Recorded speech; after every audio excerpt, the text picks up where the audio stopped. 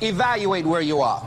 Look at it. Assess yourself. Assess yourself and assess the situation. What brought you there? What has brought you to this point? What did you learn from it? Are you learning anything? Or are you doing it over and over and over again? Somebody said that insanity is doing the same thing in the same way, expecting a different outcome. Don't let this year be like last. And if last year was great, still don't let it be that way. Raise the standard. If your life is perfect and extraordinary, you darn well know you're not going to be happy unless you keep making it better. That's what makes us feel alive. It's not what we get that makes us happy. It's who we become and what we're able to give because we become more. If you want to begin to move, you've got to clear your mind of all the unnecessary luggage and baggage that's weighing us down. You're going to have people to do things to you. Things are going to happen to you. And the most important thing to do is to harness your will and let it go. And move so you can grow.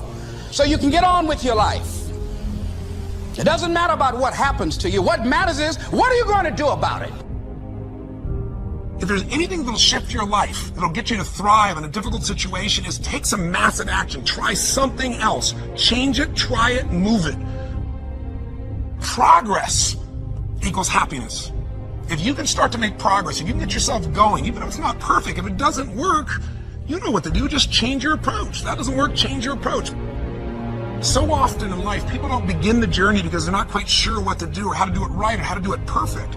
You want to change your body? Get yourself moving. Don't wait for the perfect trainer. Just go out there and move. Put on your shoes and move and get momentum.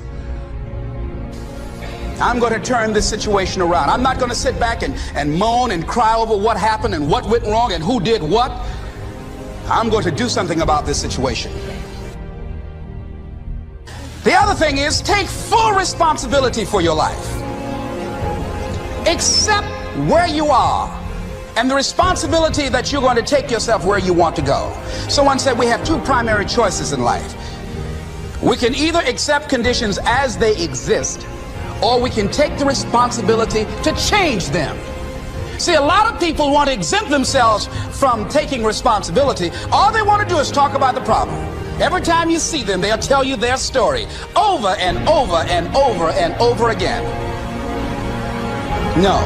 You want to take responsibility for your life. I got me here, I can get me out of this. And I'm getting out. I'm not going to be a volunteer victim. And so all you're looking for are new breakthroughs through practice and practice and practice. You'll get better and better and better. And there's still some things that will happen to you that will catch you on the blind side that you did not anticipate. You'll get knocked down, but you won't be knocked out.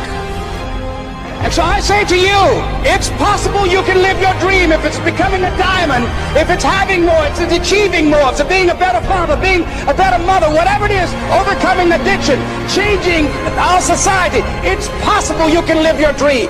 It's necessary that you have a plan of action, that you're resilient, that you stick to, and you work with the system, that you work with people, that you give support, and that you be there for them, that you have the vision and never give it up, that you become creative and relentless and keep on coming back again and again and again, and that it's you that you got to take personal responsibility to make it happen, and that it's hard. Easy is not an option. And when life knocks you down, jump back up and say, it's not over until I win. Avoid people and situations that upset you. See, there's some people that know just how to push your button. They know just what to say. But I'm not going to expend any energy arguing with anybody. Life is too short, ladies and gentlemen, and unpredictable. I don't want to spend my time arguing with anybody, so I avoid situations that will get me upset. I don't argue with people. Draw the line, ladies and gentlemen. There are certain things that we just go through life just taking, and at some point, you just got to draw the line and just say enough is enough. You got to do that with yourself. One negative stroke is 16 times more powerful than a positive stroke. And if you have people around you who are not sensitive to who you are, and the people that can hurt you the most, ladies and gentlemen, are the people that you love. They're the ones that you're vulnerable to. They're the ones that can get to you. And if they're insensitive, I don't care who they are. See, if you don't draw the line with people, if you just let them run rampant in your life, and you let things happen to you that you don't feel good about, if you continue to allow it to happen, you won't feel good about yourself. Your image of yourself will erode.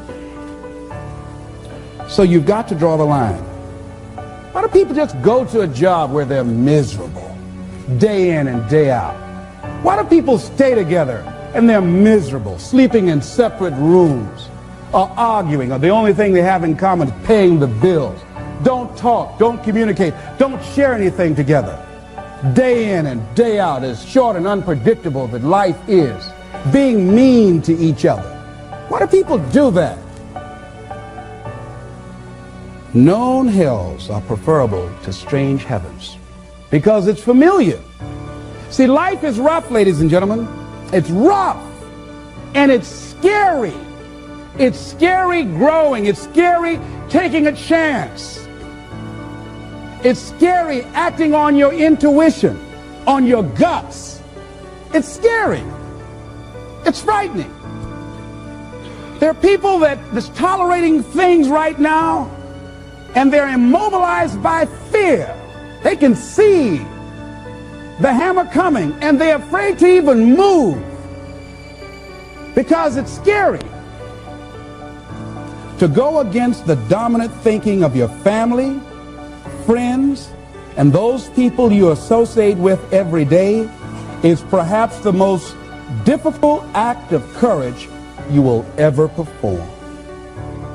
See, when you start growing, when you start changing the way you walk, the way you talk, the way you act, the way you respond to things, the way you use your time, when you start saying, no, I can't do that. Why? You're too busy. You don't have the time. No, I have my own agenda. So if people can put you on a guilt trip, they will. And use you and abuse you over and over and over again. You got to draw the line. You have to draw the line on them. Don't go through life feeling like you're powerless. Victims are people that are powerless. You're not powerless. You are powerful. You direct the power in your life. Whatever your life is right now, it is a duplication of your consciousness. It's a result of how you have decided to use your power. That's all it is. That's not who you are. That's just a perverted use of your power that you aren't satisfied with. And you've got the power to change that. Wherever you are, how, I don't know. But I know you've got the power to do that. But you don't know what has happened to me. It really doesn't matter what has happened to you. See, the only thing that really matters is what are you going to do about it? That's all that matters. That's all that matters. You can allow it to destroy you, or you can allow it to build you up. We never get to a level where we feel that there's nothing else for us to do, that we've achieved certain number of goals and we figure that we're through. No. You don't want to stay there and celebrate too long like a lot of people do. They do something they consider outstanding. They go around talking about what they used to do. See, let me tell you, I used to do this and I used to do that. Excuse me, used to be's don't make no honey. What are you doing now? You're still here breathing. That means you've got some more to give. Doesn't matter how old you are, doesn't matter about where you are, doesn't matter about what you have, doesn't matter about what you've done.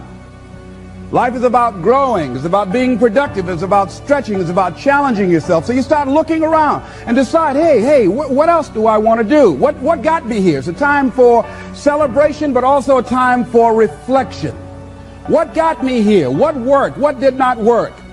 What do I need to do to repeat so that I can get the same kind of results in other areas of my life? If the goal is to improve my health, if the goal is to improve my relationship, if the goal is to improve my income, if the goal is to improve something in society, what is it I need to do? Now, don't get confused with what you do with who you are. Don't trip. Don't go on some type of ego trip about talking about how bad you are. None of us do anything by ourselves. Develop an appreciation for external support as well as good fortune, because all of those things play a role. The other thing is, don't go overboard celebrating. You must meet with triumph and disaster and treat those two imposters just the same. You look at it, hey, I did it. I feel good about that. Now you're moving on to the next thing. Things did not work out the way you wanted them to work out. You didn't produce the results you wanted to produce. Hey, miss that. Win some, you lose some. Next, moving right on. Don't confuse who you are with what you do. And make your mind fertile ground for the seeds of opportunity. Think if you want to experience a sense of fulfillment, you've got to have an open mind so that ideas can come in there and take root and grow.